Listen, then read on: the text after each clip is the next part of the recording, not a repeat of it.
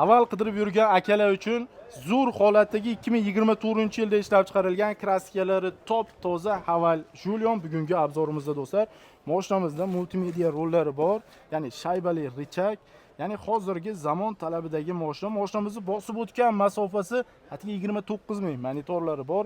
Torpeda avshifkalarda umuman qirilgan, silgan, dili xira qiladigan joylari yo'q. Даже sidenalari ham zo'r holatda turibdi. Mana operator ko'rsatib yuboring. Mashinamizni kuzovlari ham bir tekisda aka, polirovka qilinganmi? Bu tayyormi nima aka? Polirovkalar bo'lgan. Beskuluchoy dasturlari bor do'stlar. Zapaska holatlari umuman tushmagan. Juda ham chiroyli holatda mashinamiz. Ya'ni ko'rganda odam yoqtiradi aka. Mashinamizni motor, ходовой коробkalarda ishi bormi, yo'qmi? Ishi yo'q, ishi yo'q. Gen ham chiqadimi yaxshi odamlar bo'lsa? Gen ham chiqadi. Aka, bu mashinaning narxini bilaman. Salonda 280 million turadi aka. Chunki o'tgan kuni o'zim ko'rdim. Narxini aka kelishtirib qancha aytyapsiz aka? Hozir narxini qancha so'rayapsiz bozorda?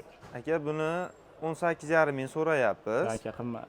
Bizni kanal obunachilari uchun qanchaga berasiz? Obunachilaringiz uchun aka 18 mingga beramiz. Taqalgan, ya'ni oxiri 18 ga beramiz. 60 million ziyoniga aka. 60 million ziyoniga. Nomeringiz aka? 95li 025 8707.